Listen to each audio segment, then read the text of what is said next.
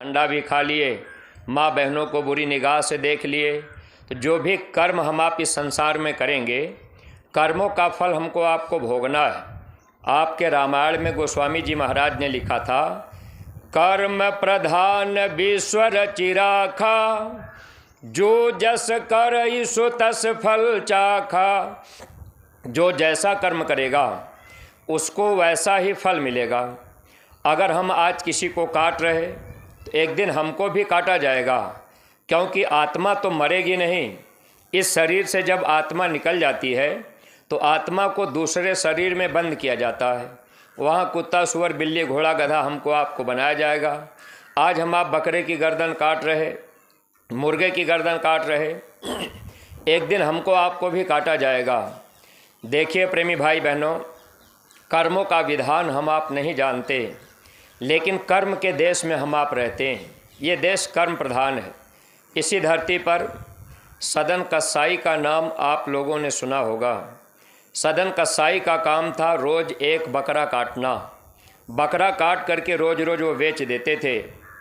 एक दिन क्या हुआ, शाम का समय हो गया, सदन कसाई बकरा काट कर पूरा माल बेच करके दुकान बंद करके जाने वाले थे।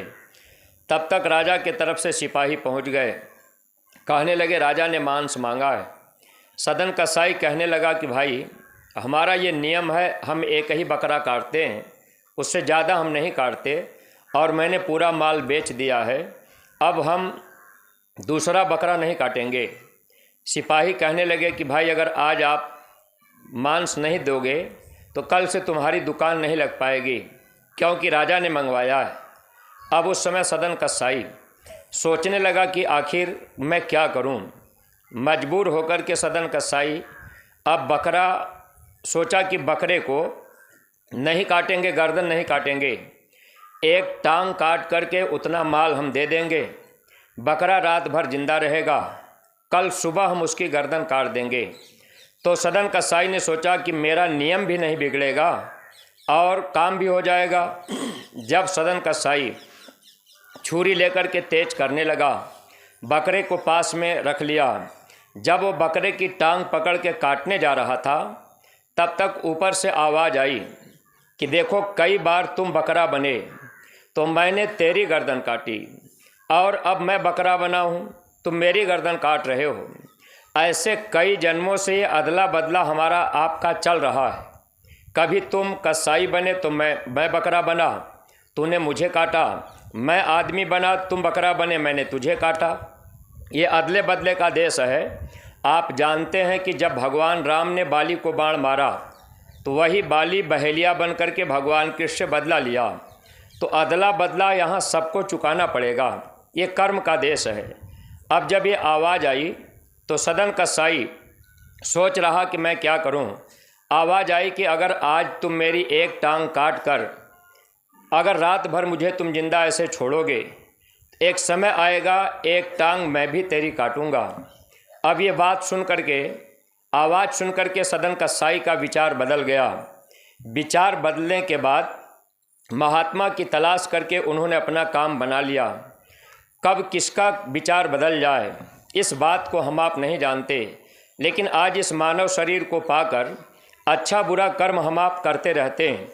जैसे शादी विवाह में गए, संगी दोस्त यार मित्र हैं, अब वो भाई बारात जा रही, डीजे बज रहा, अब संगी दोस्त यार मित्र ज़बरदस्ती पकड़ के हमको आपको नचाने लगे। कोई थोड़ा शराब पिला दिया, कोई कह दिया भाई ये अंग्रेजी वाली है, महुआ वाली है, अंगूर वाली शराब है, ये फल का रस, इसको पीने में क्या जा रहा, अच्छा थोड़ा सा पी लो। तो आज हम आप दोस्ती अदा करने में अब ये काम कर ले जाते हैं कि भाई चलो हमारे दोस्त कह रहे, लेकिन प्रेमी भाई बहनों इसकी सज़ा क्या होगी, कभी हम लोगों ने इस पर विचार नहीं किया।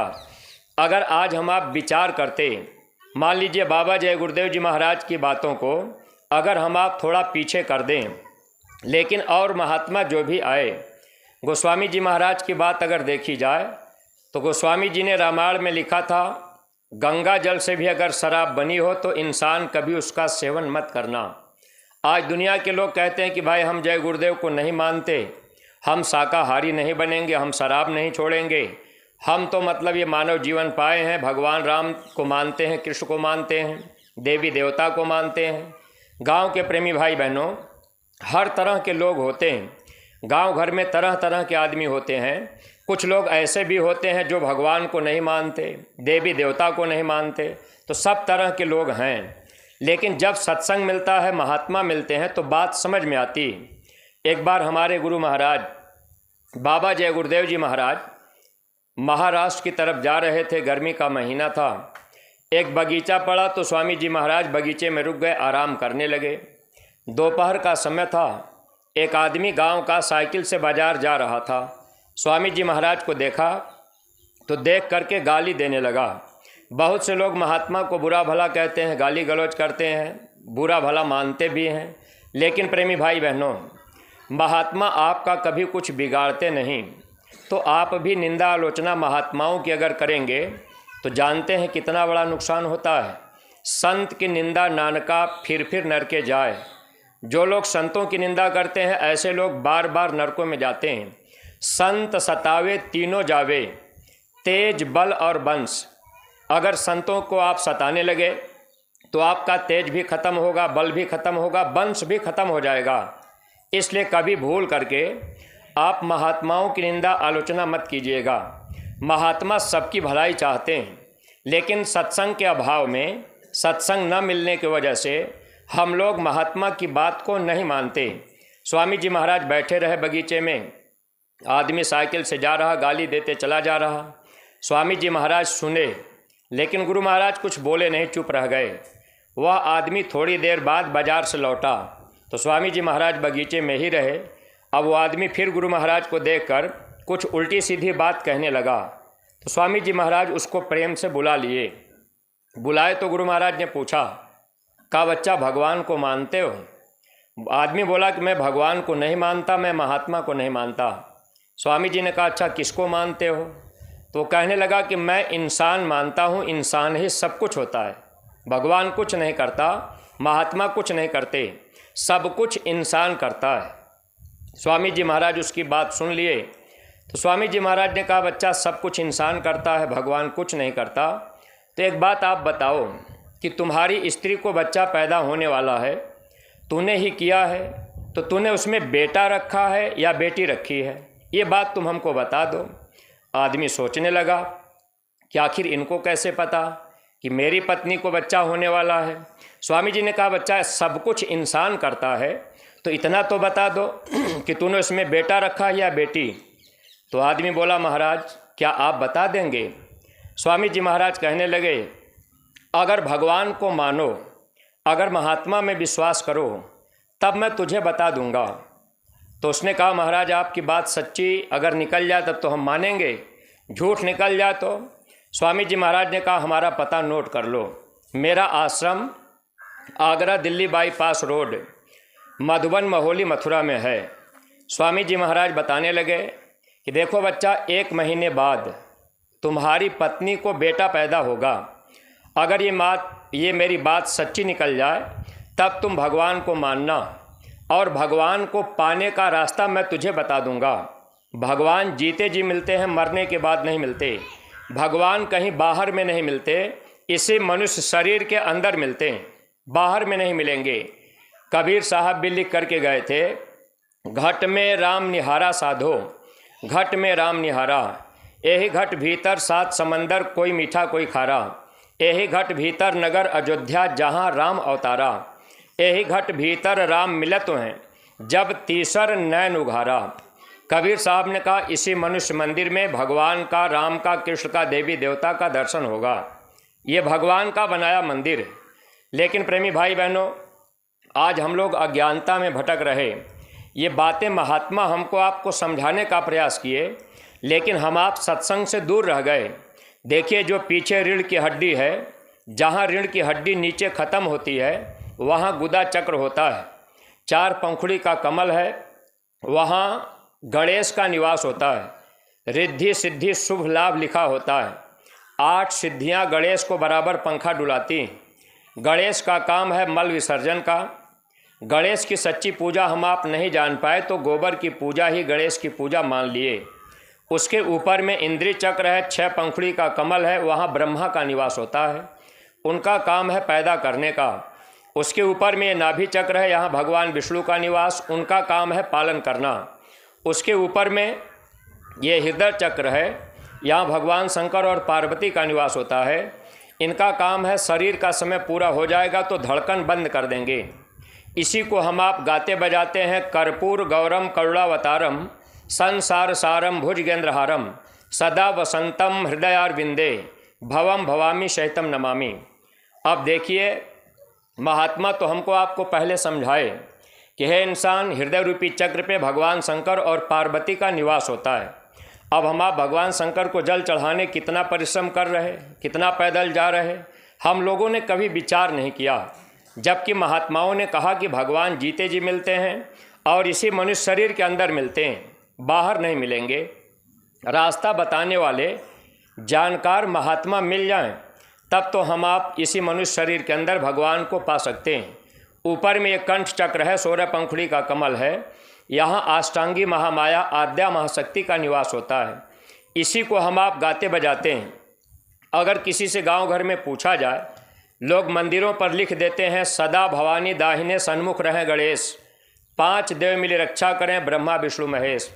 तो जो बाहर आपने ईंटे पत्थर के मंदिर बनाई, उस पर आप लिख देंगे तो उससे कुछ नहीं होगा। सच्ची बात यह है कि ये भगवान का बनाया मंदिर है। इसी मनुष्य मंदिर में वो 5 देवता रक्षा करते हैं। सदा भवानी दाहिने, कंठ चक्र पे अष्टांगी महामाया और सन्मुख रहें गणेश। सन्मुख यानी सामने गणेश का निवास होता है। जब महात्मा मिलेंगे, रास्ता बताएंगे, जब आप साधना करेंगे तो सबसे पहले गणेश का दर्शन होता है। इसीलिए गणेश की पूजा सबसे पहले की जाती है। उसके ऊपर में इंद्रिय चक्र है ब्रह्मा, और फिर पालन करने के लिए विष्णु भगवान शंकर। ये 5 देवता इस मनुष्य मंदिर शरीर की रक्षा करते हैं। इसी को हम आप गा बजा रहे, सदा भवानी दाहिने सन्मुख रहें गणेश। प्रेमी भाई बहनों, तो बाहर की मंदिर को तो हम लोगों ने साफ सुथरा रखा, और मनुष्य मंदिर में हम आप मांस मछली अंडा शराब डालने लग गए। तो क्या वो देवी देवता हमको आपको सजा नहीं देंगे? वो नाराज़ नहीं होंगे? घर से बरकत चली गई, हम आप बीमारियों में फंस गए, और एक एक कर्मों की सज़ा हमको आपको दी जाएगी। स्वामी जी महाराज उस आदमी से कहे कि बच्चा, 1 महीने बाद अगर तुम्हारी स्त्री को बेटा पैदा हो जाए तो तुम मथुरा आना, हम तुम्हें रास्ता बता देंगे, भगवान जीते जी मिलते हैं। गांव के प्रेमी भाई बहनों, हमारे गुरु महाराज ने कहा, जब कभी आपकी इच्छा हो जाए जीते जी भगवान को पाने की, तो आप मथुरा चले आना, आपको रास्ता मिल जाएगा। अब हम आप महात्मा के करीब जल्दी जाना नहीं चाहते, हम आप उनकी बातों को सुनना नहीं चाहते, हम आप ये सोचते हैं कि भाई हम सत्संग में क्यों जाएं। तो गांव के प्रेमी भाई बहनों, देखिए, अगर आप मथुरा नहीं जा पा रहे तो आप लोगों का एक बहुत बड़ा सौभाग्य है। सौभाग्य ये है कि हमारे गुरु महाराज बाबा जय गुरुदेव जी महाराज के उत्तराधिकारी पूज्य महाराज जी, जिनकी दाढ़ी बाल काली है, ये महापुरुष आपके लखीमपुर ज़िले में अक्टूबर के महीने में लगभग 1 महीना तक रहेंगे, और हर ब्लॉकों में जगह जगह कार्यक्रम करेंगे। एक एक ब्लॉक में 2-2 जगह कार्यक्रम होगा। आपके ईशानगर ब्लॉक में भी महाराज जी का 2 कार्यक्रम होगा। आप जो भी नए प्रेमी भाई बहन या जो भी माताएं बहनें, अगर आप लोग इस कार्यक्रम में पहुंच जाएंगे तो आपको इसी मनुष्य शरीर के अंदर भगवान को कैसे पाया जाए, वह रास्ता महाराज जी आपके करीब आकर, आपके ज़िले में ब्लॉक में आकर वह रास्ता नए प्रेमियों को भी बताना चाह रहे। लेकिन अगर हम आप इसमें अपना समय दे दिए, सत्संग में चले गए, सत्संग ध्यान से सुन लिए, तो हमको आपको इस मानव जीवन का सच्चा सुख मिल सकता है। वरना प्रेमी भाई बहनों, आज नहीं तो कल ये शरीर हमारा आपका छूटेगा, कर्मों का फल हम लोगों को भोगना पड़ेगा। महात्मा मिल जाएंगे तो गुनाहों की माफ़ी भी हो जाती, अगर महात्मा नहीं मिलेंगे तो गुनाहें हमको आपको भोगनी पड़ती। जैसे आज ये मानव जन्म मिला, हम आप शराब भी पी लिए, मंदिर को हम लोगों ने गंदा कर दिया, किसी जीव को मार काट करके खा लिया। अब तो हम आप इस मानव जन्म को पाकर, जैसे इस समय अब देखिए बहुत से प्रेमी भाई बहन जल चढ़ाने के लिए कांवर लेके जा रहे, लेकिन अब आप रास्ते में जा रहे तो आपने गांजा भी पी लिया। तो जानते हैं इसकी सज़ा क्या होती है? आप कबीर मंसूर उठा के पढ़िएगा। महात्मा हर बातों को लिख करके गए, लेकिन हम लोग सत्संग से दूर हो गए, हम लोग सत्संग नहीं सुन पाए, इसलिए हम आप अज्ञानता में देखा देखी जो मन कह दिया हम आप उसको खाने पीने लग गए। लेकिन प्रेमी भाई बहनों, कबीर मंसूर में लिखा है कि गांजा पीने वाले जीव को जब उनका समय पूरा हो जाता है, जमदूत उनको ले जाएंगे, पैर ऊपर सर नीचे करके लटका देंगे, गुदा चक्र पे आग का अंगारा रखा जाएगा, उपस्थ इंद्रिय को मुंह में लगा देंगे, बगल में जमदूत खड़े हो जाएंगे। अब वो मुकद्दर से पीटेंगे, कहेंगे जोर से खींचो। जैसे आज हम आप गांजा पी रहे, चिलम अब ऐसे लगा के खींच रहे, आग निकल गई, धुआं अंदर ले गए, फिर बाहर निकाल रहे। ऐसे गांजा पीने वाले जीवों को इस तरह से सज़ा दी जाती है। पैर ऊपर सर नीचे करके लटकाया जाता है, टट्टी के रास्ते पे आग का अंगारा रखा जाता है। इतनी अपार पीड़ा 10,000 साल तक जीव को ऐसे वो तड़पाते रहते हैं। तो प्रेमी भाई बहनों, आज हम आप शराब पी लिए, आज हम आप ये सोच लिए कि भाई हम तो अंगूर वाली शराब पी रहे, अब संगी दोस्त यार मित्र के शादी में गए, अब हम आप पी तो लिए लेकिन कर्म तो बन गया। अब इसकी सज़ा हमको आपको भोगने के लिए अब हमको आपको नरकों में 84 में जब डाला जाएगा तो कोई संगी दोस्त बचाने आएंगे, कोई वहाँ हमारी आपकी मदद करेगा। जब धर्मराज के दरबार में कर्म का हिसाब होगा तो ये नातेदार रिश्तेदार सगे संबंधी ही छूट जाएंगे। धन दौलत रुपया पैसा सब यही पड़ा रहेगा। आत्मा के साथ में ये धन दौलत रुपया पैसा नहीं जाता। ये तो जितना संसार में हम लोगों का रिश्ता है ये शरीर का रिश्ता है। इसीलिए महात्माओं ने ये बात लिखा था। हम लोग गाते बजाते हैं, समझने का प्रयास नहीं कर पाते। महात्मा लिख करके गए, धैल रह जाई तोरा है लाखयो करोड़ रे, जवन दिन टूटी जाई एही ससिया के डोर रे। नतवा निभई है नारी केवल मकान तक, भाई निभई है नाता केवल श्मशान तक। नातेदार रिश्तेदार बसते रही बिहान तक, बेटा निभई है नाता केवल पिंडदान तक। अगवा के साथी कोई होई नाही तोर रे, जवन दिन टूटी जाई एही ससिया के डोर रे। प्रेमी भाई बहनों, सांस खत्म हुई, दुनिया का रिश्ता खत्म हो गया। सबसे नज़दीकी रिश्ता पति पत्नी का होता है। पत्नी क्या करेगी? थोड़ा भौतिक रिश्ता निभाएगी, पति के लाश को मकान से बाहर कर देगी, वापस हो जाएगी। भाई बंधु श्मशान घाट तक शरीर का साथ देंगे। नातेदार रिश्तेदार थोड़ा भौतिक फर्ज निभाएंगे, तेरही बिहान तक थोड़ा बहुत लोग याद करेंगे, उसके बाद बेटा पिंडादान तक। लेकिन आत्मा तो शरीर से निकल गई, आत्मा का साथी कौन बनेगा? अब हम आप मनुष्य शरीर में हैं, लेकिन हम लोग अपने को नहीं समझ पाए। स्वामी जी महाराज कहते थे कि अगर पढ़े लिखे लोग इस पर विचार करें कि हम कौन हैं, हम कहाँ से आए हैं, मरने के बाद हमको फिर कहाँ जाना होगा, अगर हम लोग इस पर विचार करते और अपने को हम लोग जान लेते कि हम आत्मा हैं।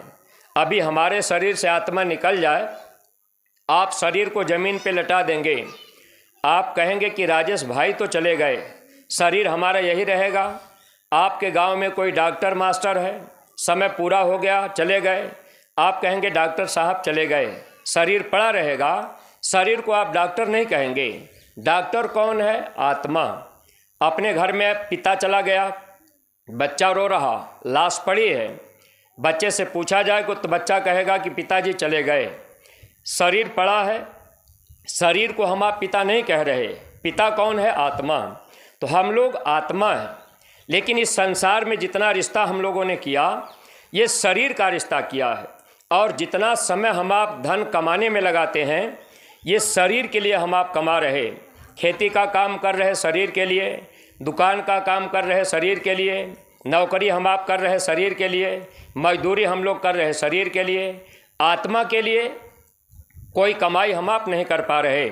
प्रेमी भाई बहनों, ऐसे महापुरुष आपके ईशानगर ब्लॉक में सत्संग करने के लिए अक्टूबर के महीने में आ रहे। अगर आप नए प्रेमी भाई बहन अपने नातेदार, रिश्तेदार, सगे संबंधियों को बता करके आपको स्थान पता बता दिया जाएगा। आप नए लोगों को अगर आपने सत्संग में पहुंचा दिया तो आत्मा का धन कमाने का रास्ता महात्मा आपको बता देंगे। इसके लिए आपको घर परिवार नहीं छोड़ना होगा, जंगल में नहीं जाना होगा, कपड़ा नहीं बदलना होगा, साधु नहीं बनना होगा।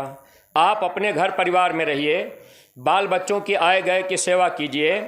लेकिन हमारे गुरु महाराज ने एक बात के लिए केवल मना किया, दुनिया का सब काम आप कीजिए, अच्छा खाइए, अच्छा पहनिए, अच्छे गाड़ी से चलिए, इसके लिए गुरु महाराज ने मना नहीं किया। स्वामी जी ने इतना कहा कि बच्चे आप कोई ऐसा नशा मत करना जो आपकी बुद्धि को पागल कर दे। माँ बहन बहू बेटी की पहचान नशे में ख़त्म हो जाती। बेजुबान जानवर की गर्दन काटकर मनुष्य शरीर के अंदर मत डालिएगा। ये भगवान का बनाया मंदिर गंदा आप मत कीजिएगा। अगर आपने इसको गंदा कर दिया अज्ञानता में या जिह्वा के स्वाद में, तो वह मालिक एक दिन आपसे मिलेगा। अगर आप बाबा जी की बात नहीं माने तो वह मालिक तो हमसे आपसे मिलेगा। एक दिन जाना पड़ी है प्रभु के समनवा, बयनवा कातु देवा ए भैया। हमारे गुरु महाराज कहते थे, मेरी न मानो यमराज तो मनाएगा, तेरा ही कर्म तुझे मार कर भोगाएगा, पापों की अग्नि में जलना पड़ेगा, रे मन मुसाफिर निकलना पड़ेगा। आज नहीं तो कल हम लोगों को ये शरीर छोड़ना है। प्रेमी भाई बहनों, ये दुनिया एक मुसाफिर खाना है। 100 साल, 80 साल, 60 साल के लिए ये घर मकान हम लोग अपना मान रहे, लेकिन 100 साल के बाद ये मकान किसी और का होगा, ज़मीन किसी और की होगी, अपना नहीं होगा। तो महात्मा कहते हैं कि आप मुसाफिर खाना और इस खाने में आप रह रहे। आत्मा को निकालने के बाद धर्मराज के दरबार में 1 मिनट के अंदर कर्म का हिसाब हो जाएगा। अब अच्छा बुरा जो भी कर्म हम लोगों ने किया, कर्मों की सज़ा भोगने के लिए वहाँ नरकों में डाल दिया जाएगा। जैसे गांव में कोई आदमी बुरा काम करे, पुलिस को खबर हो जाए, पुलिस आएगी, मार पीट करके ले जा करके थाने में बंद कर देगी। ऐसे ही 4 जेल यहाँ बनाए गए, थाने का हौलात, डिस्ट्रिक्ट जेल, सेंट्रल जेल और स्टेट जेल। आप गांव में बुरा काम करेंगे, पुलिस थाने में बंद करेगी। अपराध आपने ज़्यादा किया है, जिला जेल में रखा जाएगा। उससे भी भारी अपराध आपने किया है तो आपको सेंट्रल जेल में बंद किया जाएगा। अगर उससे भी ज़्यादा आपने गलती किया, आपको स्टेट जेल में रखा जाएगा। तो शरीर को दुख देने के लिए यहाँ 4 जेल बनाया गया। ऐसे ही आत्मा को दुख देने के लिए 4 जेल कुदरत ने भी बनाया है। अस्थावर, उष्मज, अंडज और पिंडज, ये 4 जेल हैं। आज हम लोग मनुष्य शरीर में हैं, आत्मा निकल गई, कर्म का हिसाब हुआ और सज़ा भोगने के लिए जैसा हमारा आपका कर्म होगा उसी के अनुसार हमको आपको 84 में भेजा जाएगा। पहला जेल है अस्थावर खान। इस धरती पर जितने पेड़ पौधे हैं सब अस्थावर में आते हैं। 30 लाख प्रकार की योनि होती। अब यही आत्मा 30 लाख बार पेड़ पौधा बनेगी, जन्मेगी, मरेगी।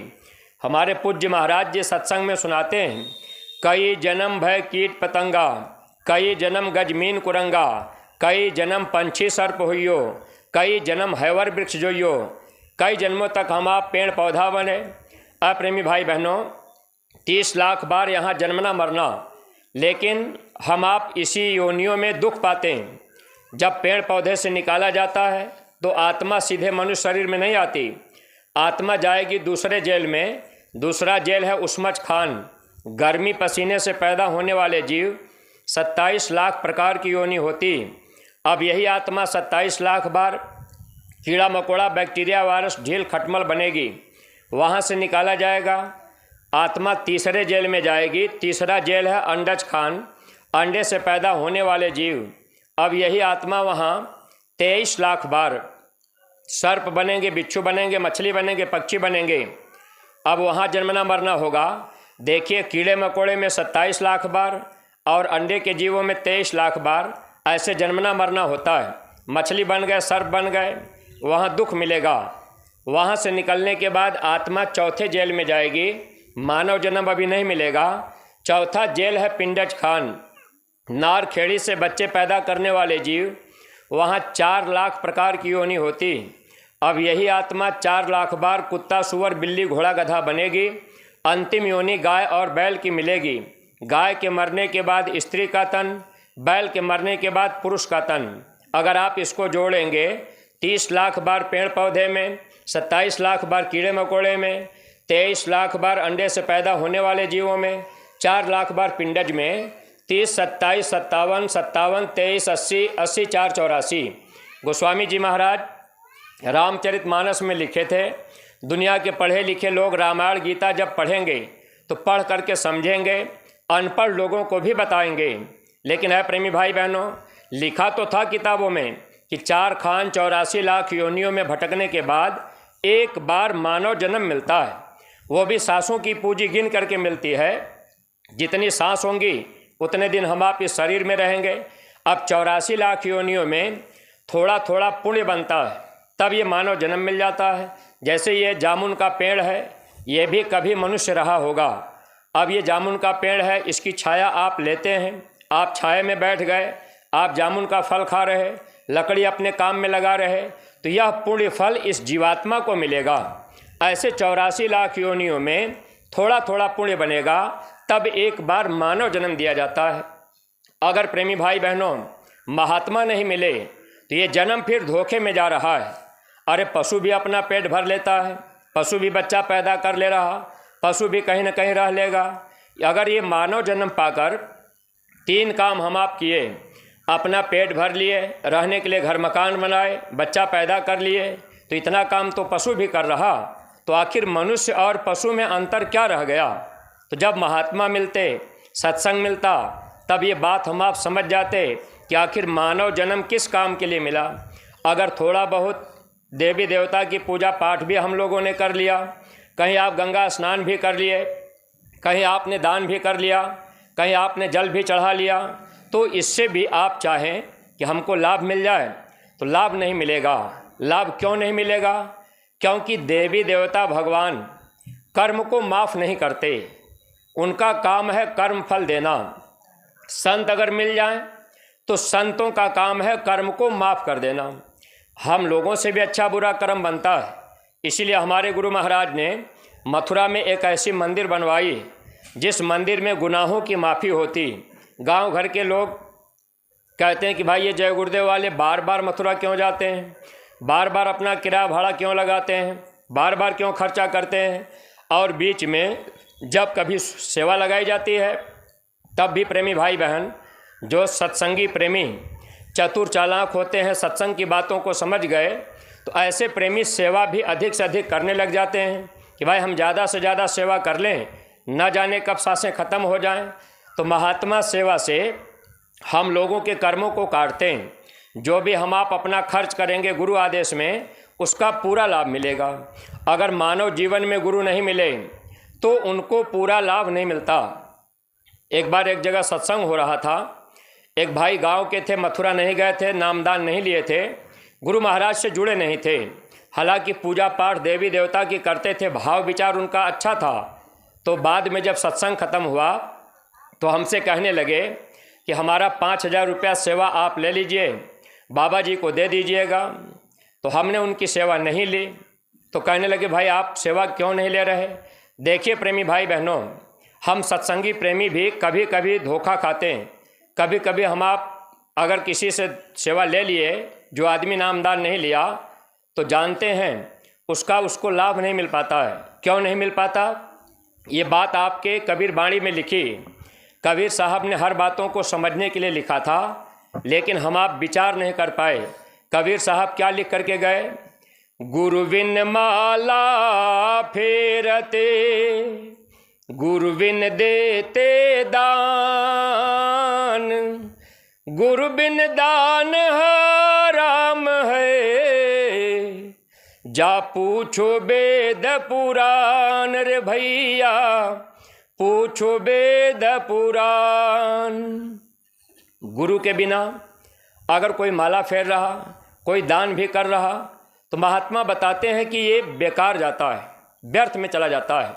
इसलिए प्रेमी भाई बहनों, जब जीवन में गुरु मिल जाए, गुरु आदेश में हम आप सेवा करेंगे, तो उसका फल हम लोगों को पूरा पूरा परमार्थ में मिलेगा और उसको महात्मा भजन में बदल देते हैं। इसलिए हम सत्संगी प्रेमियों को चाहिए, जब कभी सेवा करने का मौका मिले तो हम लोग अधिक से अधिक सेवा कर लेंगे, तो उसका फल हम लोगों को भजन में मिल जाएगा। जब मौत का समय आएगा, दुनिया की सारी दौलत यही छूट जाएगी। आत्मा के साथ में क्या जाता है? ये धन दौलत रुपया पैसा नहीं। स्वामी जी महाराज बताते थे, यही भजन तेरे संग चलेगा, पावेगा आराम, मन तो भजो गुरु का नाम। भजन ही आत्मा के साथ जाता है, बाकी कोई चीज़ आत्मा के साथ नहीं जाएगी। तो अप्रेमी भाई बहनों, अगर मानव जीवन में सद्गुरु मिल जाएंगे, तो सद्गुरु जो होते हैं ये आत्मा के साथी होते हैं, ये आत्मा के डॉक्टर होते हैं। जैसे शरीर में बीमारी हो गई तो आप डॉक्टर के पास जाएंगे, डॉक्टर आपको दवा देंगे, आप दवा खाएंगे, बीमारी चली जाएगी। ऐसे आत्मा के डॉक्टर महात्मा होते हैं। रामायण में लिखा है, सतगुरु वैद्य वचन विश्वासा। सतगुरु वैद्य हैं, शरीर के डॉक्टर नहीं, आत्मा के डॉक्टर होते हैं। अगर सद्गुरु जीवन में मिल गए तो आपको नाम की दवा महात्मा दे देंगे। जैसे अगर महाराज जी का आगमन आपके ज़िला में, आपके ईशानगर ब्लॉक में होगा, अगर हर सत्संगी प्रेमी भाई बहन आप गांव-गांव जगह-जगह सत्संग करा के आपने प्रचार कर दिया, या आपने एक एक गांव गोद ले लिया, जैसे ये गांव ये जो है एक प्रेमी ने गोद लिया है, उसके उपलक्ष्य में अब ये भी चाहते हैं कि भाई हर गांव के सब लोग, ये अपने गुप्ता जी हैं, इन्होंने गोद लिया है, अब ये चाहते हैं कि भाई पूरे गांव के लोग गुरु महाराज से रास्ता ले लें, सत्संग सुन लें। तो आखिर इनको क्या ज़रूरत है? ये मानवता की असली पहचान है। और मानवता का मतलब जब इंसान इंसान के काम आवे। आज हम आप बुराइयों में भटक गए, लेकिन महात्मा मिल जाएंगे, सत्संग मिल जाएगा। हम लोग प्रयास इसलिए करते हैं कि भाई सत्संग में लोग चले जाएंगे, हो सकता है विचार बदल जाए। इसलिए प्रेमी भाई बहनों, अगर इतिहास भी देखा जाए तो लोगों के विचार सत्संग से बदलता है। गोस्वामी जी महाराज ने लिखा भी था, बिन सत्संग विवेक न होई, राम कृपा बिन सुलभ न सोई। बगैर सत्संग के मनुष्य के बुद्धि में विवेक नहीं आता। तो सत्संग कब मिलेगा? जब महात्मा मिलेंगे। तो गांव के प्रेमी भाई बहनों, जब महाराज जी का आगमन होगा, आप नए प्रेमी भाई बहन अधिक से अधिक संख्या में अगर आप लोग चले जाएंगे, तो आपको उस मालिक को पाने का रास्ता मिल जाएगा। और जो गलती गुनाह हमसे आपसे जाने अनजाने में हो चुकी, उस गुनाहों को महात्मा माफ़ कर देंगे। सन 2001 में पहली बार जब हम मथुरा गए, तो देखिए उसके पहले हमारा भी खान पान अच्छा नहीं था, गलत था। लेकिन गुरु महाराज के पास जब मथुरा गए, सत्संग सुने, तो आँखों से बड़ा आंसू गिरता था, पश्चाताप होता था। स्वामी जी महाराज ने कहा, जो बच्चा गलती हुई है वो माफ़ कर दिया गया, लेकिन अब आगे कोई गलती मत करना। अप्रेमी भाई बहनों, महात्मा जीवन में मिल जाए, गुनाहों को माफ़ कर देते हैं। गोस्वामी जी ने लिखा, सन्मुख हो ही जीव मोहि जबहि, जन्म कोटि अघनाशहि तबहि। करोड़ों जन्मों के पाप महात्मा साफ कर देते हैं। जो पाप कर्म हुआ है, महात्मा उसको ख़त्म कर देते हैं। पहले पाप कमाए कर विष की बाधी पोट, कोटि करम पल में कटे, जब आवे गुरु ओट। जब आप गुरु के तरफ आ जाएंगे तो करोड़ों जन्मों के पाप महात्मा साफ कर देंगे। अब बहुत से प्रेमी भाई बहन गांव के ऐसे भी होंगे, मान लीजिए आप सोचते होंगे कि भाई हम तो भगवान शंकर के पुजारी हैं, राम के कृष्ण के पुजारी हैं, देवी देवता के पुजारी हैं, तो हम जय गुरुदेव की बात क्यों माने, हम उनकी पूजा क्यों करें? मन में ऐसा भाव उठता है। लेकिन आप इस पर विचार कीजिएगा, आप पढ़े लिखे जानकार बुद्धिमान प्राणी हैं, हम कोई जादू तो आपको करेंगे नहीं, लेकिन बात तो आप समझ ही सकते हैं। गीता में, रामायण में, भागवत में सब लिखा है। आप गीता भागवत सुन भी रहे, विचार हम आप नहीं कर पाते। देखिए, भगवान कर्म को माफ़ नहीं करते। अगर आप देवी देवता भगवान की पूजा कर रहे, तो कर्म तो सबसे हो ही रहा, तो भगवान कर्म को माफ़ नहीं करेंगे। कर्म को माफ़ महात्मा करते हैं। अगर आपको महात्मा मिलेंगे तो गुनाह माफ़ हो जाएंगे, अगर महात्मा नहीं मिलेंगे तो कर्म भोगने के लिए 84 जाना पड़ेगा। वहाँ कोई संगी दोस्त यार मित्र नहीं होगा, वहाँ कोई अपनी जाति बिरादरी का नहीं होगा, वहाँ कोई किसी की पत्नी नहीं, कोई किसी का पति नहीं, वहाँ कोई किसी का भाई नहीं, वहाँ तो हम आप दुख ही दुख पाएंगे। अप्रेमी भाई बहनों, वहाँ 84 लाख योनियों में दुख मिलता है। एक बार भगवान शंकर और पार्वती जा रहे थे, एक नदी पड़ गई, एक मछुआरा मछली मार रहा था, तो पार्वती ने देखा वो मछलियों को मारकर पानी के बाहर फेंक देता था। मछलियाँ पानी के बिना तड़प तड़प के मर जाती थी। तो पार्वती को दया आई, उन्होंने भगवान शंकर से कहा, स्वामी मछुआरे को मना कीजिए, मछली को मार करके वो पानी के बाहर न फेंके। तो भगवान शंकर कहने लगे, पार्वती मेरा काम मना करने का नहीं है, मैं मना नहीं करता, तुम चुपचाप चलो, जो कर्म वो कर रहा उसको करने दो। जैसे अब आपको ऐसा लगेगा कि बाबा जी शराब पीने के लिए क्यों मना कर रहे, बाबा जी गांजा पीने के लिए क्यों मना कर रहे। अब आप सोचेंगे कि बाबा जी मांस मछली अंडा खाने पीने के लिए मना क्यों कर रहे। हम तो भगवान शंकर को मानते हैं, हम राम को मानते हैं, हम तो खाते पीते रहेंगे। तो अप्रेमी भाई बहनों, भगवान का काम मना करने का नहीं है, वो मना नहीं करते। भगवान शंकर पार्वती चले गए। काफ़ी समय के बाद दोनों लोग लौट रहे थे, उसी रास्ते आ रहे नदी के किनारे पार्वती का ध्यान फिर गया। पार्वती ने देखा नदी के किनारे बालू में एक ऊँट गिरा हुआ है। अब ऊँट बेचारा उठ नहीं पा रहा, हाथ पैर पटक रहा है। तो पार्वती को दया आ गई। पार्वती ने कहा, स्वामी वो ऊँट बेचारा बालू में गिरा पड़ा है, उठ नहीं पा रहा है, आप दया करके उसको उठा दीजिए। तो भगवान शंकर कहने लगे, पार्वती मेरा काम दया करने का नहीं है, तुम चुपचाप चलो, वो ऊँट अपना कर्म भोग रहा है। तो पार्वती ने जिद किया, कहा, स्वामी उस बार मछुआरा मछली मार रहा था तो आपने कहा कि मेरा काम मना करने का नहीं है, इस बार ऊँट बेचारा बालू में गिरा पड़ा है, आप कह रहे कि मेरा काम दया करने का नहीं है। तो जब आप मना भी नहीं करते और आप दया भी नहीं करते तो आप करते क्या हैं, आपका काम क्या है।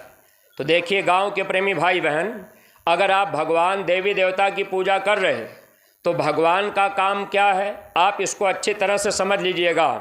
भगवान शंकर ने कहा, पार्वती मेरा काम केवल कर्म फल देने का है, आप अच्छा बुरा जो भी करिए, भगवान मना नहीं करेंगे। शराब पी करके आप मंदिर में रोज़ जाके रामायण पढ़ेंगे, भगवान आपको मना नहीं करेंगे। संत मना करते हैं, संत जानते हैं कि इसकी सज़ा आपको भोगनी पड़ेगी। तो महात्मा आत्मा के दोस्त होते हैं, साथी होते हैं। महात्मा आत्मा को बचाना चाहते हैं। जैसे आपका कोई दोस्त हो, अगर वो कहीं मुसीबत में जा रहा हो तो आप उसको बचाने का प्रयास करेंगे। वैसे महात्मा जब जीवन में मिलते हैं तो महात्मा जानते हैं कि आत्मा 84 में जाने वाली, तो महात्मा उधर से बचाने का प्रयास करते हैं। लेकिन हम आप अज्ञानता में, अपने विद्या के, बुद्धि के, धन के अहंकार में फिर महात्मा की बात नहीं मान पाते। भगवान शंकर बोले, पार्वती मेरा काम कर्म फल देने का है, यही बात आपके रामायण में लिखा है। आप रामायण पढ़ते होंगे, गोस्वामी जी महाराज ने बड़े साफ शब्दों में कहा, भगवान राम ने बताया भी था, काल रूप तिन्हकर में भ्राता, शुभ अरु अशुभ कर्म फलदाता। भगवान राम ने कहा, हे इंसान, मैं काल के रूप में सबका भाई हूँ, मैं किसी का दोस्त नहीं, मैं किसी का दुश्मन नहीं। आप शुभ कर्म करो या अशुभ कर्म करो, आप अच्छा कर्म करो या बुरा कर्म करो, हम आपको दोनों कर्मों का फल देंगे। अगर आप अच्छा भी कर्म करेंगे तब भी भगवान आपको उसका फल देंगे। इसीलिए मानव जीवन में गुरु जब मिल जाते हैं तो अच्छे और बुरे कर्मों को महात्मा साफ कर देते हैं, तो जीव को 84 और नरकों में नहीं जाना पड़ता। मान लीजिए आप सोचेंगे कि भाई हमको महात्मा की कोई ज़रूरत नहीं। गांव में बहुत से ऐसे लोग भी होंगे जो लोग बुरा काम नहीं करते होंगे, मेहनत ईमानदारी की कमाई करते होंगे, आप अच्छा काम करते होंगे। अगर आप अच्छा कर्म कर रहे तो अच्छे कर्म का फल आपको भोगना पड़ेगा। एक बार स्वामी जी सत्संग में सुनाने लगे कि बच्चे आपने कभी देखा होगा कोई कोई कुत्ता ऐसी गाड़ी में बैठ के चलता है और कोई कोई कुत्ता बेचारा दिन रात ऐसे पैदल भटक रहे, ऐसा क्यों? स्वामी जी ने कहा आपने कभी विचार किया? स्वामी जी महाराज बताने लगे, जो कुत्ता ऐसी गाड़ी में बैठ के चल रहा, साबुन तेल लग रहा, अच्छा भोजन मिल रहा, उसका भाग्य है, क्योंकि जब वो मनुष्य शरीर में था तो उसने अच्छा कर्म किया।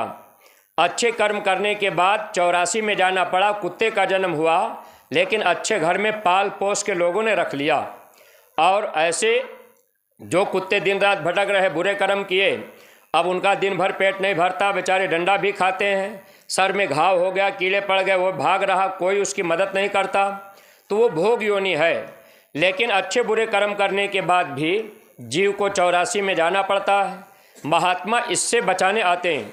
पार्वती ने कहा स्वामी आपका काम कर्म फल देना है, तो एक बात आप मुझे बताइए, आपने कहा ये ऊँट अपना कर्म भोग रहा है, तो ये कैसा कर्म है?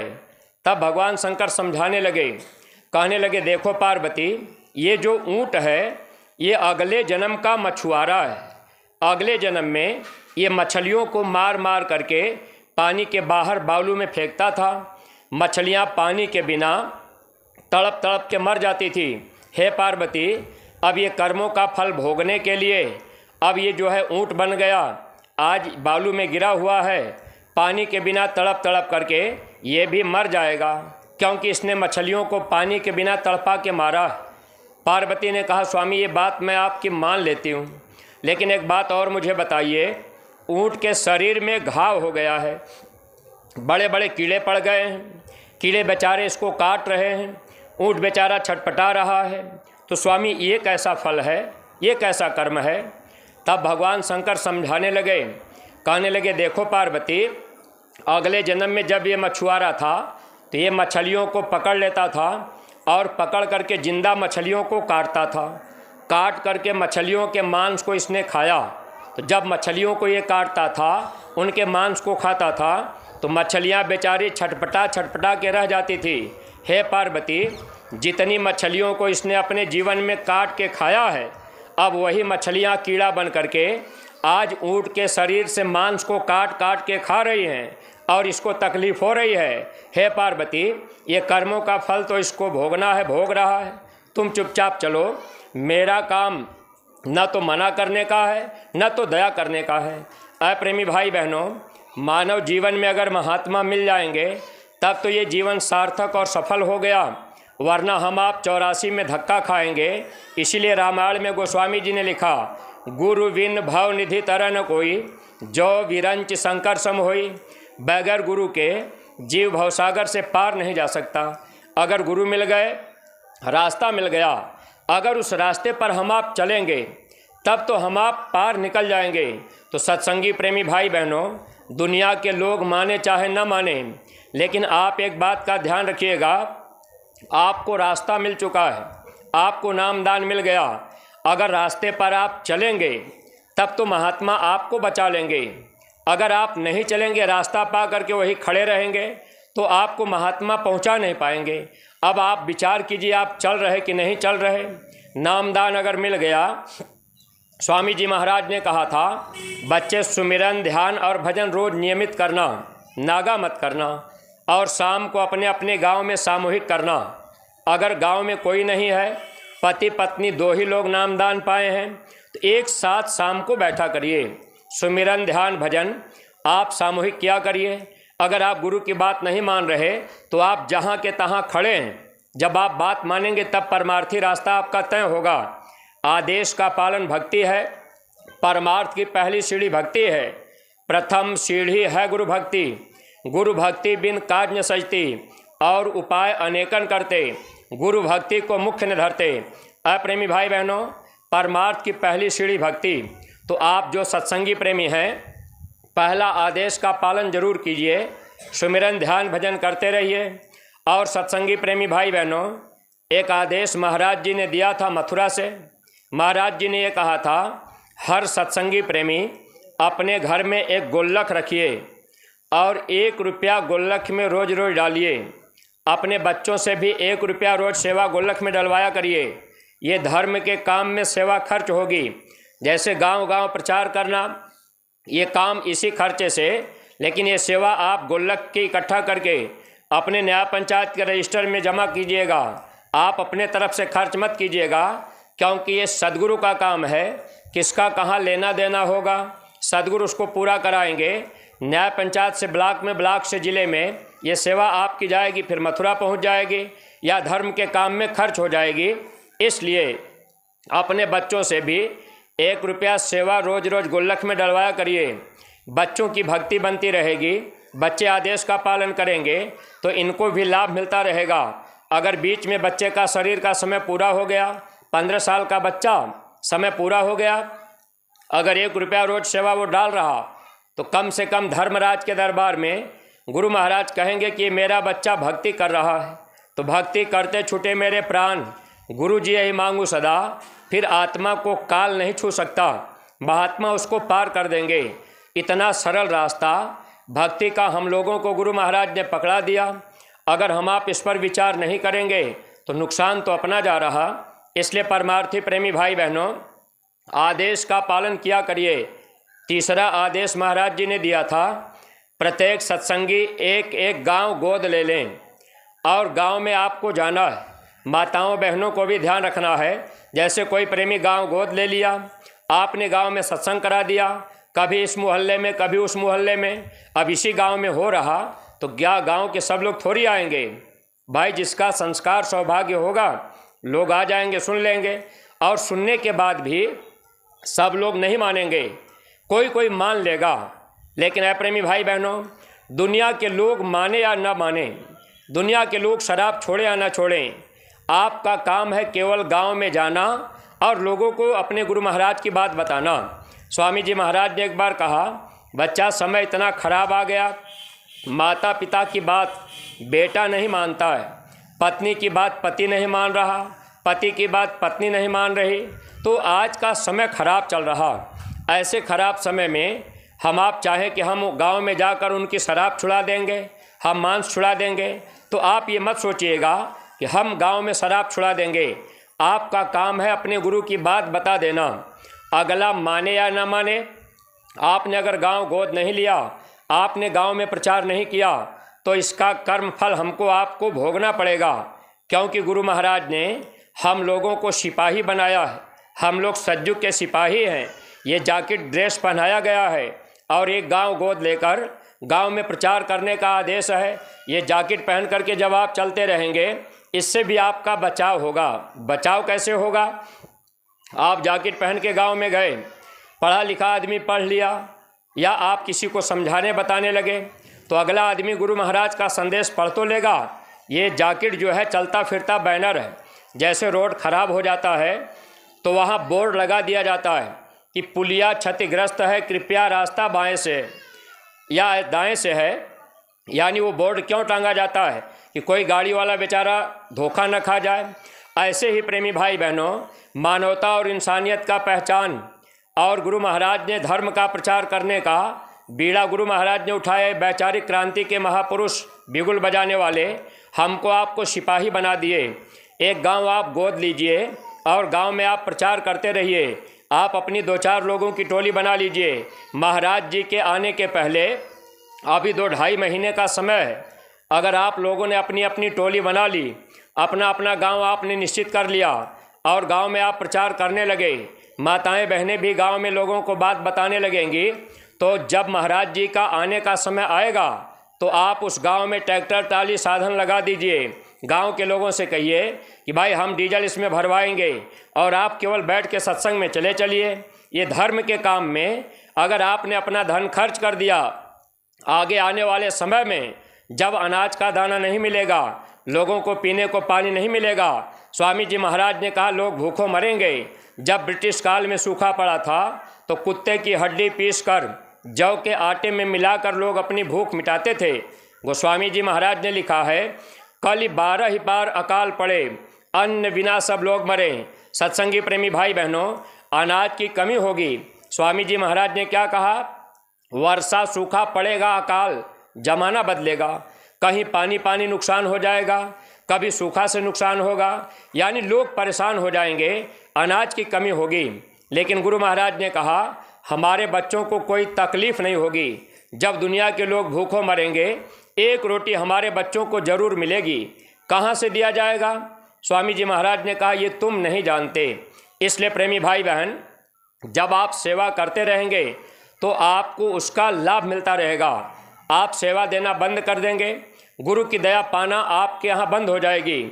इसलिए कभी भी सेवा बंद मत कीजिएगा। जब जैसा मौका मिले वैसी आप सेवा कर लीजिएगा। देखिए अभी पूज्य महाराज जी का जब काफिला आपके ईशानगर ब्लॉक में आएगा तो 2 कार्यक्रम महाराज जी का होगा। दोनों कार्यक्रम में कम से कम एक कार्यक्रम में 2-2.5 लाख रुपए खर्च हो जाएंगे। अब दोनों कार्यक्रम कराने में 4, 4.5, 5 लाख रुपए खर्च हो सकते हैं। लेकिन इसमें अगर आप सोचेंगे चलो भाई 150 रुपया हम दे के खाली हो जाएंगे, तो बाद में आपको पश्चाताप करना पड़ेगा। ऐसा मौका कभी कभी मिलता है। महाराज जी कई साल के बाद तब आपके ज़िले में आ रहे, अब न जाने कितना साल बीत जाए, तब तक हमारी आपकी सांसें रहे न रहें, शरीर रहे न रहे। इसलिए इस बार जो महाराज जी के आगमन में हमको आपको अपनी सेवा लगानी है, तो सत्संगी प्रेमी भाई बहनों, अपने पुरुषार्थ के अनुसार आप 1000, 2000, 4000, 10,000, 20,000 जो भी क्षमता है आप लगा लीजिएगा। क्योंकि इस सेवा का पूरा फल आपको परमार्थ में मिलेगा। क्योंकि महापुरुष आपके पास खुद चल के आ रहे, और इस सेवा का संकल्प आज ही आप लोग लिखवा दीजिएगा। जो अपने सत्संगी प्रेमी होंगे, ये सेवा आप दुनिया के लोगों से नहीं लेना है। अपने सत्संगी प्रेमी भाई बहन आप ये सेवा लिखवा दीजिएगा। हम 2000 देंगे, 5000 देंगे, 10,000 देंगे, 20,000 देंगे, अपनी अपनी क्षमता। लेकिन सेवा आप बढ़ चढ़ करके कर लीजिएगा। इसका पूरा लाभ आपको परमार्थ में मिलेगा। अगर हम आप इतिहास देखें तो ऐ सत्संगी प्रेमी भाई बहनों, इसी धरती पर गुरु अर्जुन देव जी एक बार जा रहे थे अमृतसर से लाहौर। उनके प्रेमियों को खबर मिल गई कि गुरु महाराज इसी रास्ते से जा रहे, तो सब प्रेमी अपना अपना नाम लिखवाए। कहने लगे गुरु महाराज हमारे यहाँ आपको रुकना है, भंडारा होगा, सत्संग होगा। ऐसे जगह जगह अब उनका तय हो गया, रास्ता काफिला बन गया। जैसे महाराज जी आपके लखीमपुर खीरी में हर ब्लॉक में 2-2 कार्यक्रम करेंगे, लिस्ट बन रही है और उसी अनुसार महाराज जी आएंगे। तो उसमें आपको भंडारा चलाना है, आपको खर्च करना है, नए लोगों को बुलाना है, आपको हर तरह की सेवा उसमें करनी है। गुरु अर्जुन देव जी के समय में बहुत से लोगों ने अपना अपना नाम लिखा लिया। पढ़े लिखे लोग, जानकार लोग, धनी लोग नाम लिखा दिए। सम्मन और मूसन नाम के बाप और बेटे 2 व्यक्ति थे। बाप का नाम सम्मन, बेटे का नाम मूसन था। दोनों गरीब थे। सोचने लगे आखिर गुरु महाराज हमारे रास्ते से जा रहे, हम क्या सेवा कर पाएंगे। बाप बेटे ने विचार बना लिया कि हम लोग मजदूरी करेंगे और गुरु महाराज की सेवा जरूर करेंगे। उन्होंने भी नाम अपना लिखवा दिया। नाम उनका लिख दिया गया।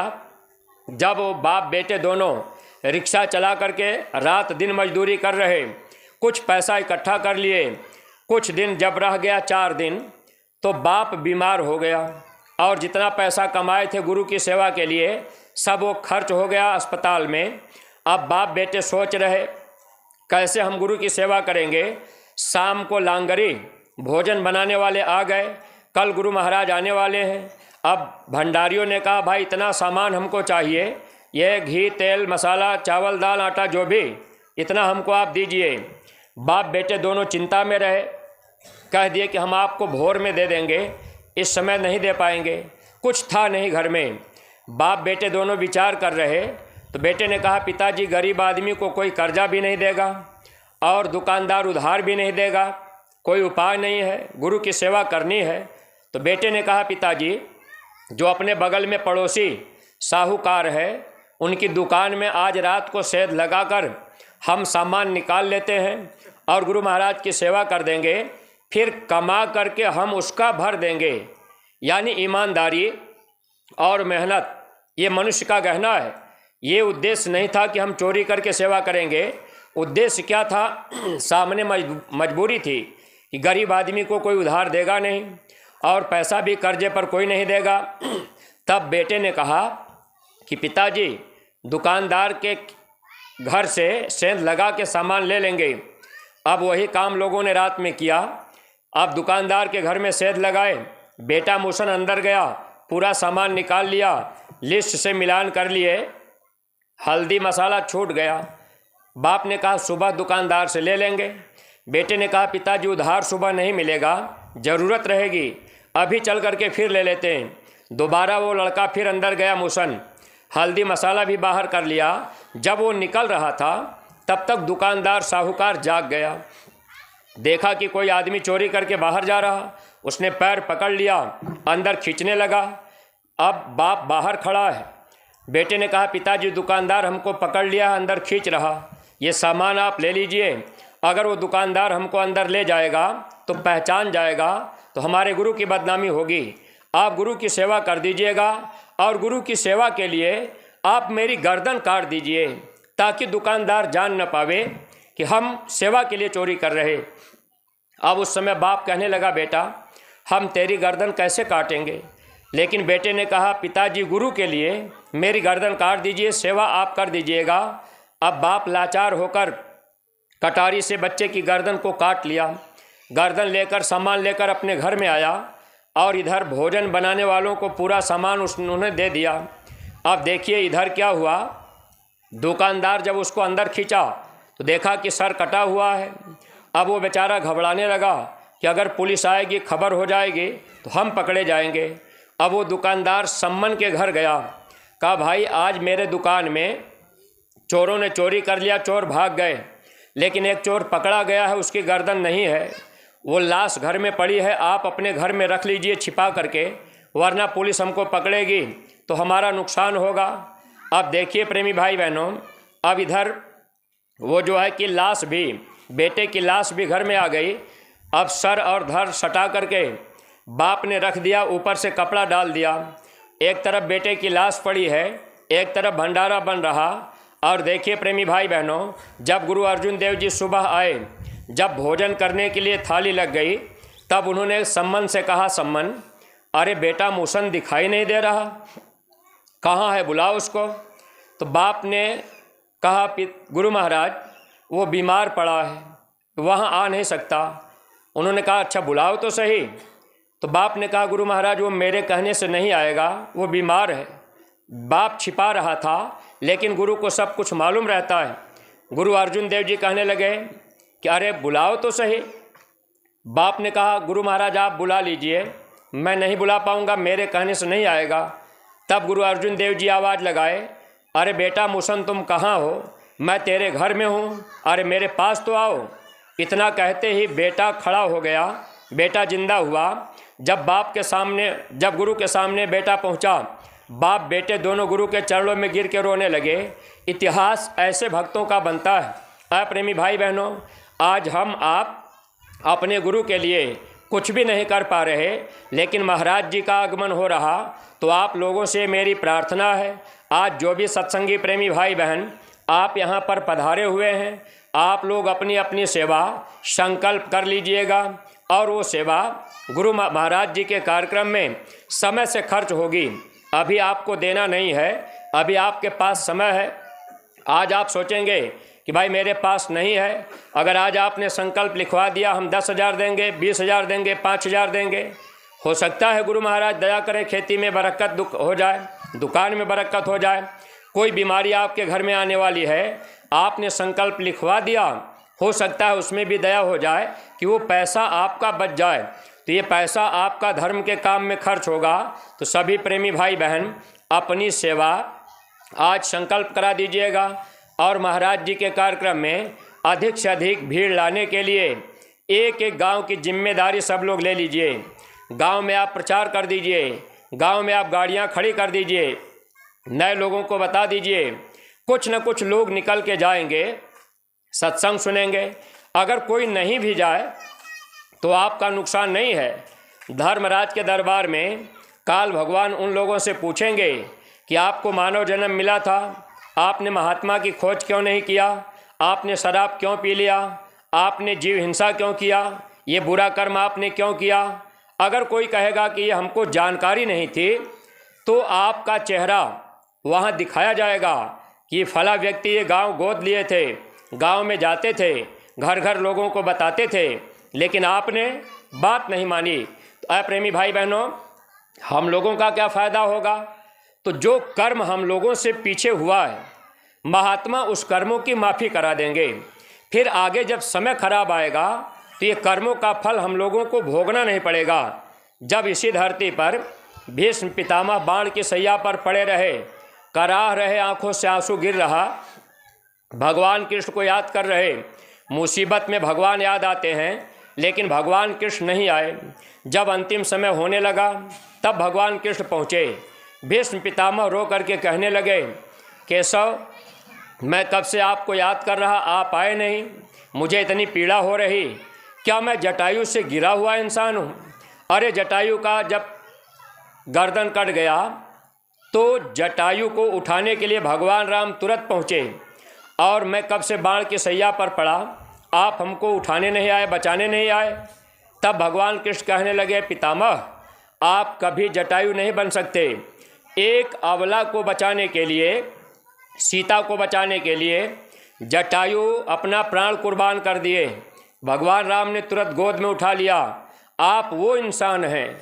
आपके सामने द्रौपदी की साड़ी खींची जा रही थी। द्रौपदी रो करके आपसे कही थी, अरे पितामह, आप तो कुछ कह दीजिए, लेकिन आप अपनी जबान नहीं खोल पाए। अगर आप उस समय बोल दिए होते, अरे दुर्योधन ये क्या हो रहा, दुशासन तुम ये क्या कर रहे। भगवान कृष्ण कहने लगे, पितामह, अगर आप अपनी जुबान खोल दिए होते तो आज आपको ये कर्म दोष न लगता, बाण की सैया पर ये तकलीफ़ आपको न झेलनी पड़ती। असत्संगी प्रेमी भाई बहनों, त्रेता और द्वापर में एक अबला का अपमान हुआ था। आज इस कलयुग में शराब के नशे में न जाने कितनी माताओं बहनों की इज्जत रोज लूटी जा रही। चौराहे चौराहे पर बाज़ारों में बेजुबान जानवरों की गर्दन काटी जा रही। ऐसे समय में अगर एक गांव गोद लेकर गांव में घर घर जाकर आप अपनी जुबान खोल देंगे, अपने गुरु की बात आप बता देंगे, तो हम लोगों के गुनाहों की माफ़ी होगी। और प्रेमी भाई बहनों, इससे हमारा आपका लोक भी बनेगा और परलोक भी बन जाएगा। तो सत्संगी प्रेमी भाई बहनों, मौका हम लोगों को मिला हुआ है, इस मौके का लाभ आप उठा लीजिएगा। जो भी गांव के प्रेमी भाई बहन हैं, आप लोगों से ये मेरी प्रार्थना है, आप लोग भी इस मानव जीवन का पूरा लाभ उठाइएगा। ये मानव जन्म बार बार नहीं मिलेगा। अगर अज्ञानता में, भूल भरम में आपने कभी खा पी लिया तो कोई बात नहीं। जब पूज्य महाराज जी का आगमन आपके ब्लॉक में, ईशानगर में होगा, आप लोग पधारिएगा।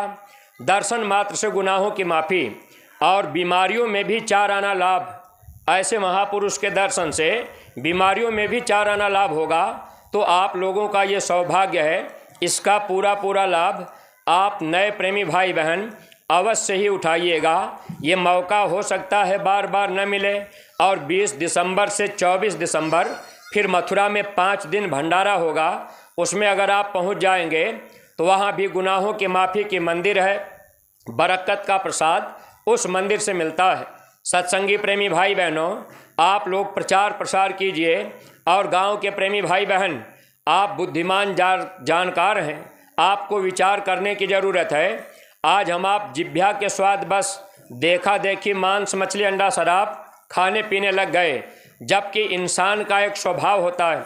आज इतने प्रेमी बैठे हैं, अगर हम आपसे एक बात पूछें, हर आदमी बदबू पसंद नहीं करता है, सुगंध सबको अच्छी लगती है।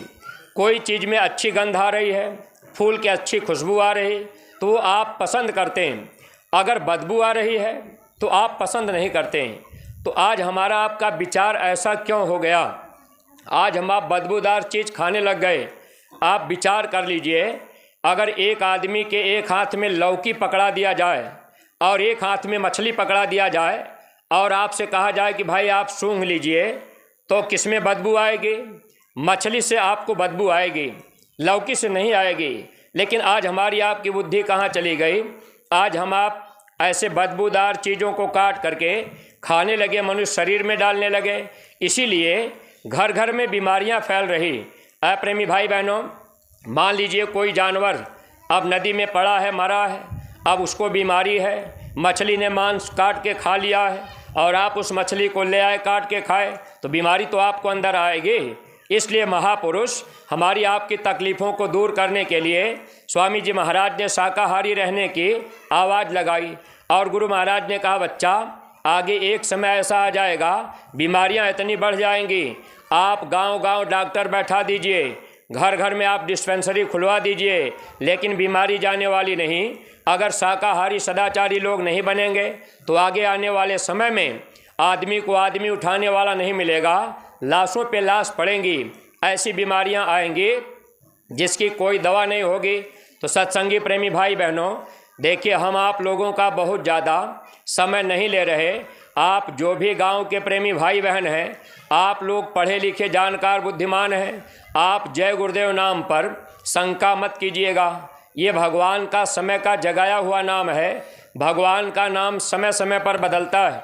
अगर एक बात हम आपसे पूछें, आप विचार करके बताइएगा, कभी आपने सोचा राम का नाम किसने रखा, कृष्ण का नाम किसने रखा? अगर आप इस पर विचार किए होते तो आज जय गुरुदेव नाम पर शंका न होती। आपके धार्मिक पुस्तक में लिखा है, भगवान का नाम संत रखते हैं, हरि अनंत हरि कथा अनंता, कहीं सुनहि बहुविधि सब संता। प्रभु के अनंत नाम होते हैं, उस नाम को संत जानते हैं। आज इस गांव में कोई बहुत बड़ा विद्वान आदमी होगा, भगवान का आपसे 50 नाम पूछा जाए तो आप शायद नहीं बता पाएंगे, लेकिन महात्मा भगवान के अनंत नाम जानते हैं। जिस नाम को महात्मा जगाते हैं वही नाम उस समय काम करता है। तो कभी राम नाम की जहाज लगी, कभी कृष्ण नाम की जहाज लगी, कभी साहिब नाम की जहाज लगी, कभी वाहेगुरु नाम से काम हुआ, कभी राधा स्वामी नाम से काम हुआ। हमारे गुरु महाराज ने ये कहा, क्या बच्चा, मैंने इस धरती पर जय गुरुदेव नाम की जहाज लगा दी, अगर इस जहाज पर सारी दुनिया बैठ जाए तब भी ये जहाज खाली जाएगी। तो जय गुरुदेव नाम की जहाज पर बैठने का तरीका बताने के लिए ये वक्त के महापुरुष आ रहे, जिनकी दाढ़ी बाल काली है। मथुरा से चलकर आपके रायबरेली, लखीमपुर और बदायूं, ये 3 जिले का सौभाग्य है। पूज्य महाराज जी का कार्यक्रम ब्लॉकों में जगह जगह होगा, तो गांव के नए प्रेमी भाई बहन भी आप इससे लाभ उठा लीजिएगा। समय समय पर भगवान का नाम बदलता है, वक्त बदलता रहता है, इंसान बदलते रहते हैं। जब जैसा युग आता है प्रभु नाम बदलते रहते हैं। प्रेमी भाई बहनों, जब द्रौपदी की साड़ी खींची जा रही थी, 5 पति बैठे रहे। आपने कभी विचार किया द्रौपदी ने राम का नाम लेके क्यों नहीं बुलाया? अरे द्रौपदी को भी राम का नाम पता था, लेकिन द्रौपदी को इतनी जानकारी थी, समय की शक्ति काम करती है। वक्त के डॉक्टर, वक्त के महात्मा, वक्त के वैद्य काम में आते हैं। वक्त का जगाया हुआ नाम, वही नाम काम करता है। जब द्रौपदी ने भगवान कृष्ण को बुलाया, भगवान कृष्ण पहुँचे, रक्षा किए थे। प्रेमी भाई बहनों, जब द्रौपदी की लाज बच गई और वहाँ दुशासन सारी खींचते खींचते थक गया, द्रौपदी के सामने जब भगवान कृष्ण गए, लाज बचने के बाद द्रौपदी ने कहा, भैया आज अगर आप न होते तो मेरी लाज न बचती। भगवान कृष्ण से द्रौपदी बोली कि भैया एक बात आप बता दीजिए, इतनी सारी आप कहाँ से ले आए? तब भगवान कृष्ण कहने लगे, बहन ये मैंने नहीं लाया, ये तो तुम्हारा दिया हुआ सामान वापस आया है। भगवान कृष्ण बताने लगे, बहन एक बार तूने एक महात्मा को कपड़ा दान में दिया था, वही दान दिया हुआ कपड़ा मुसीबत में महात्मा ब्याज सहित वापस कर दिए, तेरी आज लाज बच गई। सत्संगी प्रेमी भाई बहनों, महाराज जी के कार्यक्रम में एक महापुरुष के आगमन में आपने 10, 20, 5,000 लगा दिया तो ये धन आपके काम आएगा। आगे जब अनाज की कमी होगी, गुरु महाराज ने कहा कलयुग का धन सतयुग में काम नहीं आएगा। अन्न दवाओं की कमी पड़ेगी, पेड़ों की पत्ती ना तुमको मिलेगी, फाटेगी धरती उठेगा गुब्बारा, सुनते तो जाओ संदेशा हमारा। सत्संगी प्रेमी भाई बहनों, ये धन हमारा आपका परमार्थ में लगेगा। इसलिए आप जो भी सत्संगी यहाँ पधारे हैं, आप लोग अपनी अपनी सेवा महाराज जी के कार्यक्रम की आज ही संकल्प करा दीजिएगा, लिखवा दीजिएगा। सेवा आपको महीना 2 महीना बाद देना है, लेकिन ये जानकारी हो जाएगी कि आपकी इतनी सेवा रहेगी। उसी हिसाब से कार्यक्रम की व्यवस्था, महाराज जी के काफिले की व्यवस्था, स्वागत की व्यवस्था, हर व्यवस्थाओं में आपकी सेवा शामिल हो जाएगी। और महात्मा जो सेवा लेते हैं इससे हमारा आपका लेन देन पूरा कराते हैं, कर्म कर्जा पूरा कराते।